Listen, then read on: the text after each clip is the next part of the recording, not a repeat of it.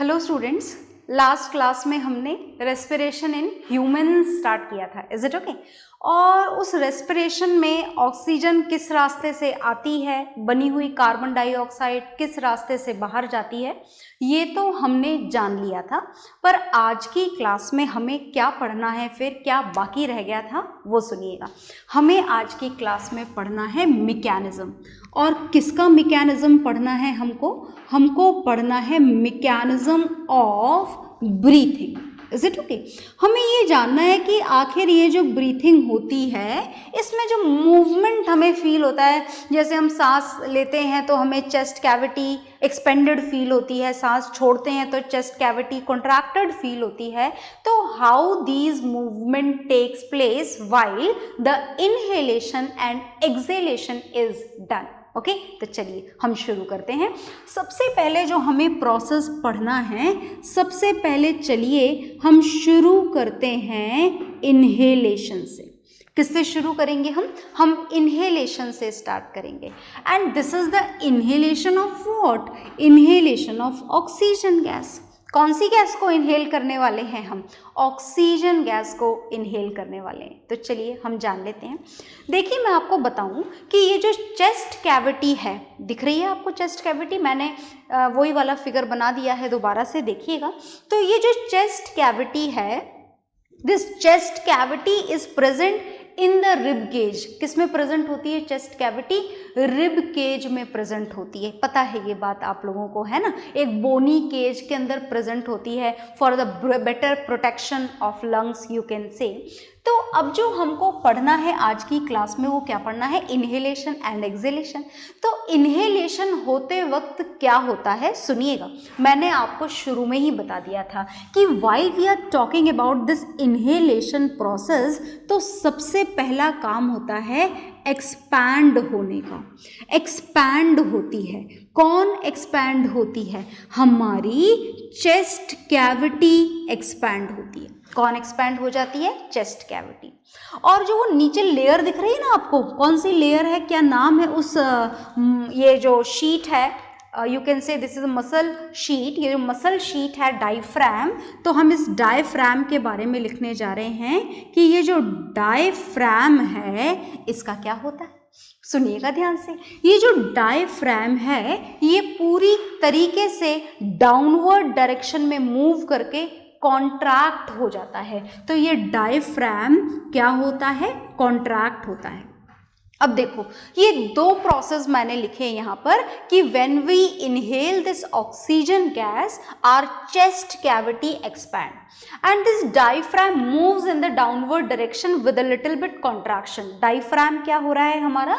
ये कॉन्ट्रैक्ट हो रहा है। यू कैन से ये जो पोजीशन आपको दिखाई दे रही है, this is the position of inhalation only. ये इनहेलेशन की पोजीशन है। इनहेलेशन में यही पोजीशन होती है हमारी चेस्ट कैविटी। डायफ्राम पूरा नीचे आ जाता है कॉन्ट्रैक्ट होकर के, और चेस्ट कैविटी फूल के पूरी एक्सपैंड हो जाती है। तो सुनिएगा ध्यान से कि while we inhale this oxygen gas, this chest cavity expands and due to the expansion of this chest cavity, बहुत ध्यान से सुनना, हमारी चेस्ट कैविटी एक्सपैंड हो चुकी है और एक्सपैंड होने के कारण हमारी चेस्ट कैविटी का जो वॉल्यूम है, अगर कोई सी भी चीज़ एक्सपैंड होगी तो वॉल्यूम क्या होगा? वॉल्यूम तो बिल्कुल पक्की बात है, क्या हो जाएगा? वॉल्यूम इंक्रीज हो जाएगा।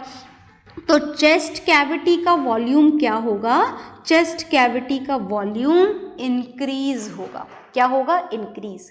अब आप खुद सोचिए कि किसी भी जगह का वॉल्यूम अगर अचानक से बढ़ा दिया जाए, वॉल्यूम बढ़ा दिया गया है, तो अंदर जो भी प्रेजेंट था वो इतने बड़े से वॉल्यूम में फैल गया, और वॉल्यूम इंक्रीज होने के कारण चेस्ट कैविटी के अंदर जो एयर प्रेशर है, एयर प्रेशर क्या हो जाएगा? एयर प्रेशर हो जाएगा लुक हियर, एयर प्रेशर हो जाएगा डिक्रीज। क्या हो जाएगा? एयर प्रेशर हो जाएगा डिक्रीज। आ गई सारी बातें समझ में। तो these are the procedure which is done during the inhalation of oxygen gas. जब हम इनहेल करते हैं ऑक्सीजन गैस को तो ये सारे काम होते हैं। क्या सारे काम हुए, दोबारा से देख लीजिए। पहली बात तो हमारी चेस्ट कैविटी क्या हो गई, एक्सपैंड हो जाती है। Is it okay? रिब्स जो हैं वो ऊपर की तरफ आउटवर्ड मूवमेंट शुरू कर देते हैं, रिब्स हमारे जो हैं, है ना। डायफ्राम कॉन्ट्रैक्ट होता है और कॉन्ट्रैक्ट होने के साथ साथ it start moving in the downward direction and finally both of these are responsible for the increment in the volume of chest cavity. ये इंक्रीज हो रहा है, क्या इंक्रीज हो रहा है, वॉल्यूम इंक्रीज हो रहा है चेस्ट कैविटी का, है ना, and which is responsible for the decrease air pressure inside the chest cavity. तो चेस्ट कैविटी के अंदर एयर का प्रेशर क्या हो चुका है, कम हो चुका है, और बाहर एयर में फिलहाल एयर प्रेशर कैसा है, बहुत हाई है। हाई या लो आप किससे कंपेयर कर रहे हो? This comparison has to be done with the pressure which is present inside the chest cavity, है ना। चेस्ट कैविटी के अंदर एयर प्रेशर कम है, बाहर तो हमेशा एक जैसा ही रहता है, यहाँ पर कम है, इसीलिए इसके कंपैरेटिवली बाहर एयर प्रेशर कैसा है, ज़्यादा। तो एटमॉस्फेयर का एयर प्रेशर ज़्यादा और चेस्ट कैविटी का एयर प्रेशर कम, तो what would happen, air start flowing from the outer region to the inner region, and this is the reason you can say behind this the movement of oxygen towards the lungs, towards the bronchioles and finally towards the alveoli. Is it okay? आ गई बात समझ में? तो ये हमने पढ़ा mechanism of breathing में inhalation वाला प्रोसेस। आप इसे नोट डाउन कर लीजिए, जितने भी एक्सपेंशन और कॉन्ट्रैक्शन के मूवमेंट हो रहे हैं, then we will learn what would happen while we have to exhale the carbon dioxide gas. Is it okay? So note it down. तो इनहेलेशन वाला प्रोसेस आपने नोट डाउन कर लिया है, और अब वैसे मुझे बताने की ज़रूरत है नहीं, पर चलो बता देते हैं। मैं यहाँ से ये सब हटा रही हूँ, है ना, इसलिए हटा रहे हैं because we don't need it now. अब हमें इसकी ज़रूरत नहीं है, हम इसको हटा देते हैं और हम अपने काम की बातों को प्रॉपरली लिख पाएँ, इसीलिए भी हम इसे हटा रहे हैं यहाँ से। And now what has to be know about it, अब क्या जानना है हमको, सुनिएगा ध्यान से। अब हमको जानना है एक्सहेलेशन, और किसका एक्सहेलेशन जानना है हमको जानना है exhalation of carbon dioxide gas. कहाँ से बनी कार्बन डाइऑक्साइड गैस, ये मैं आपको पहले ही एक्सप्लेन कर चुकी हूँ। Carbon dioxide gas is formed in the cell during the process of cellular respiration, is it okay, which is brought into the lungs with the help of blood. blood हमारी पूरी body की सारी cell से carbon dioxide gas को collect करके कहाँ पर पहुँचा देता है, एल्वियोलाई में। और अब इस एल्वियोलाई से इस कार्बन डाइऑक्साइड को यहाँ से यहाँ, यहाँ से यहाँ, यहाँ से यहाँ, यहाँ से यहाँ और यहाँ से यहाँ बाहर निकालना है। तो what type of movements will be done with the chest cavity, with the diaphragm, कैसे मूवमेंट होंगे, तो देखिएगा। जब हम एक्सहेलेशन कर रहे होते हैं तो जो हमारी चेस्ट कैविटी है, कौन सी कैविटी, चेस्ट कैविटी, ये चेस्ट कैविटी क्या होती है, ये चेस्ट कैविटी होती है कॉन्ट्रैक्ट। क्या होती है चेस्ट कैविटी, कॉन्ट्रैक्ट हो जाती है।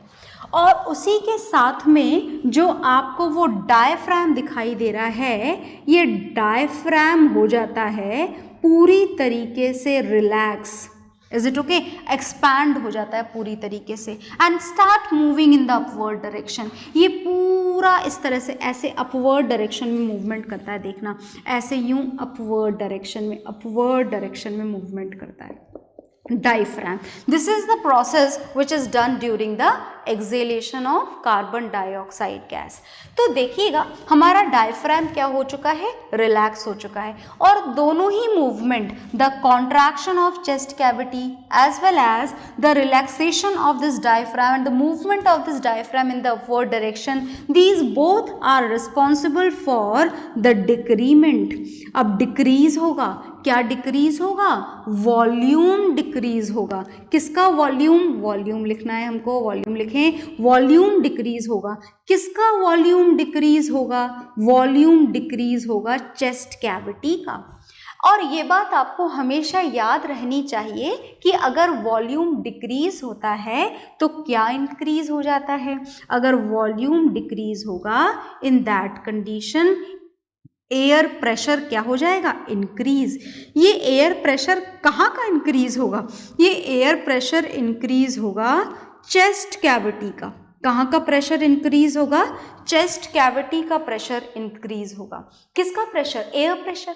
मतलब यहाँ पर बहुत सारी कार्बन डाइऑक्साइड गैस अब भर चुकी है। These lungs are filled with the carbon dioxide, and because of this filled carbon dioxide, because of the contraction of chest cavity, because of the relaxation of diaphragm, is it okay? The air pressure inside the lungs, inside the chest cavity increases. And बाहर की बात करें तो बाहर तो देखो air pressure हमेशा ही normal रहता है, जैसा मैंने आपको बताया, पर हम बाहर के एयर प्रेशर को कंपेयर करना चाहते हैं अंदर के एयर प्रेशर से। तो अगर बात इस वक्त की जाए तो बाहर एयर प्रेशर कैसा है? लो, और अंदर एयर प्रेशर कैसा है? हाई। और हमें तो पता है कि गैसेस का मूवमेंट होता है कहाँ से कहाँ की तरफ? From the higher pressure to the lower pressure. Is it okay? तो ये हायर प्रेशर से लोअर प्रेशर की तरफ कौन सी गैस मूव करेगी? Carbon dioxide. And in this way the exhalation of carbon dioxide will be done. तो ये हमने पढ़ा finally respiration in humans with the mechanism of breathing, it is done. तो आप इस एक्सहेलेशन वाले पॉइंट को नोट डाउन करेंगे। Then we will learn with the respiration in some more animals. कुछ और एनिमल्स में भी जानना है हमें ये, ठीक है? तो इसको आप पहले पढ़ लीजिए। हाँ जी, तो आपने नोट डाउन कर लिए होंगे, ये सारे मूवमेंट नोट डाउन करने हैं आपको, राइट? और अब इसी के साथ साथ हमारा रेस्पिरेशन इन ह्यूमंस कंप्लीट हो गया है। देखिए, हम 2 ऑर्गेनिजम्स में रेस्पिरेशन प्रोसेस को कंप्लीट कर चुके हैं। हमने बिफोर लास्ट क्लास पढ़ा था रेस्पिरेशन इन एमीबा, और आज की और लास्ट क्लास मिलाकर हमारा कंप्लीट हो गया है रेस्पिरेशन इन ह्यूमंस। क्या हमें और भी एनिमल्स हैं जिसके बारे में जानना है? बिल्कुल, हमें कुछ और भी एनिमल्स के बारे में जानना है। तो we are going to know about some more animals. थोड़े और एनिमल्स के बारे में जानते हैं। चलिए जानना शुरू करते हैं। देखिए, amoeba is done, human beings is done, so finally we are going to know about some more animals. तो जो और एनिमल्स हमको जानने हैं, now we are going to start with the earthworm. अगर बात अर्थवॉर्म की जाए तो अर्थवॉर्म के अंदर ये रेस्पिरेशन का प्रोसेस किस तरीके से कंप्लीट होता है, सुनिएगा। देखिए, अर्थवॉर्म का जो रेस्पिरेटरी ऑर्गन होता है ये आपको याद रखना है for your multiple choice question. That is the respiratory organ of earthworm is skin. जो अर्थवॉर्म है, इसकी जो स्किन होती है वो कैसी होती है? This is a very moist skin, बहुत ही मॉइस्ट स्किन होती है। और ये जो अर्थवॉर्म है ये अपनी मॉइस्ट स्किन से कौन सी गैस एब्जॉर्ब कर लेता है? Oxygen gas. और ऑक्सीजन गैस फाइनली एब्जॉर्ब होकर के किसके थ्रू ट्रांसपोर्ट कर दी जाती है? ब्लड के थ्रू इसका ट्रांसपोर्टेशन हो जाता है। And after this transportation of oxygen with the help of blood, जब सेल्स में पहुंचा दी जाएगी ये ऑक्सीजन गैस, तो कौन सा प्रोसेस स्टार्ट होगा? Cellular respiration. और सेल्यूलर रेस्पिरेशन का प्रोडक्ट क्या है? प्रोडक्ट तो बहुत सारे हैं, पर वेस्ट प्रोडक्ट कौन सा है? Carbon dioxide gas. And this carbon dioxide gas will be removed with the help of same moist skin. So what are the respiratory organ in the earthworm? This is skin. तो चलिए, earthworm के बाद में हम थोड़ा और आगे पढ़ते हैं। और भी ऑर्गेनिज्म हैं जिसके बारे में हमको उनके ऑर्गेन्स पढ़ने हैं। तो now we are talking about some type of aquatic life. Aquatic life के बारे में हम पढ़ने जा रहे हैं। तो हम पढ़ेंगे फिशेस के बारे में, हम पढ़ेंगे प्रॉन्स के बारे में, हम पढ़ेंगे मसल्स के बारे में। Is it okay? क्या आप जानते हैं कि इनमें कुछ कॉमन है? इनमें कॉमन पहली बात तो ये है कि they all are aquatic animals. अच्छा, एटसेट्रा हर जगह लगा देना, कोई ये लिमिटेड नहीं, और भी ढेरों वैरायटी है इसके अंदर जो रेस्पिरेशन हम पढ़ने जा रहे हैं। और इन तीनों में ये बात और कॉमन है कि अगर आपसे फिशेस का, प्रॉन्स का, मसल्स का रेस्पिरेटरी ऑर्गन पूछा जाए तो इनके रेस्पिरेटरी ऑर्गन होते हैं गिल्स। Is it okay? तो चलिए जानते हैं कि गिल्स के थ्रू ये किस तरीके से अपना मैकेनिज्म ऑफ ब्रीथिंग कंप्लीट करते हैं। जानना शुरू करें? तो चलिए जानते हैं। देखिएगा, देखिए जो फिशेस होती हैं, थोड़ी बड़ी बना देते हैं क्योंकि हमें इसमें कुछ बनाना है। बनाना हमें ये है, समझ गए ना ये क्या है? These are the location of gills. ये किसकी लोकेशन है? ये गिल्स की लोकेशन है। Is it okay? और ये जो फिशेस हैं, ये फिशेस वाटर को एब्जॉर्ब करती हैं और ये पूरी तरीके से इस वाटर में ही जो ऑक्सीजन डिजॉल्व है, ये पूरी तरीके से इसी ऑक्सीजन पे डिपेंडेंट होती हैं अपने ब्रीथिंग प्रोसेस के लिए, अपने रेस्पिरेशन प्रोसेस के लिए। तो ये जो वाटर है which is having a lot of dissolved oxygen in it, ये वाटर इनके मुंह से अंदर जाता है और इन गिल्स के अंदर ये टेंडेंसी होती है, ये कैपेसिटी होती है कि ये गिल्स इस वाटर के अंदर से ऑक्सीजन गैस को एब्जॉर्ब कर सकें, है ना, ट्रैप कर सके, ये टेंडेंसी होती है गिल्स के अंदर। तो ये गिल्स जो वाटर अंदर आया है, देखो ये वाटर है and this water is having oxygen in it, ये ऑक्सीजन ये गिल्स के थ्रू एब्जॉर्ब कर लिया जाता है और फिर ब्लड के थ्रू फिशेस की ईच एंड एवरी सेल में ट्रांसपोर्ट कर दिया जाता है। और फिर कौन सी गैस बनेगी? याद है ना, क्या होगा? Cellular respiration. क्या बनेगा? Carbon dioxide gas. And this carbon dioxide gas will be transported back into the water और now the water is, you can say now it does not have oxygen or you can say a little bit oxygen is there। और अब इस पानी में क्या dissolve की जा चुकी है? Carbon dioxide gas which will come out from the mouth of a fish। तो इस तरीके से फिशेस, प्रॉन्स या मसल्स, ये जितने भी ऑर्गेनिजम्स हैं जिनमें गिल्स होता है respiratory organ, in this way this respiration will be done. Is it okay? तो चलिए ये फिशेस और अर्थवॉर्म का लिख लीजिए, then we will know about some more animal. एक और एनिमल के बारे में जानेंगे, इसको नोट डाउन कर लीजिए। तो आपने नोट डाउन कर लिया होगा। अब हम जो पढ़ेंगे, हम पढ़ेंगे अब इंसेक्ट्स के बारे में कि आखिर ये इंसेक्ट्स के अंदर ब्रीदिंग प्रोसेस कैसे होता है, रेस्पिरेशन कैसे होता है। तो इंसेक्ट का मतलब कुछ नाम जानते हैं हम, चलिए। तो जो नाम आप याद रख सकते हैं, one of them is grass hopper. Is it okay? Another is mosquito. ये जो एनिमल्स हैं इनके अंदर अगर बात की जाए रेस्पिरेशन प्रोसेस की, तो इनमें रेस्पिरेशन के लिए इनकी बॉडी में छोटे छोटे होल्स प्रेजेंट होते हैं and these holes are known as spiracles. Is it okay? तो अगर हमें एक वर्ड में आंसर देना हो कि इनमें रेस्पिरेशन कैसे होता है, तो हमारा आंसर होगा with the holes which are present on their body and these holes are known as spiracles. Is it okay? ये स्पाइरेकल्स फर्दर ब्रांच होते हैं इनकी बॉडी में, वो और ज़्यादा ब्रांच्ड होते हैं और इस तरीके से ऑक्सीजन ब्रांच टू ब्रांच और फाइनली ब्लड में डिजॉल्व होकर ट्रांसपोर्ट हो जाती है। और ट्रांसपोर्ट होने के बाद क्या होगा? Cellular respiration. क्या प्रोडक्ट बनेगा?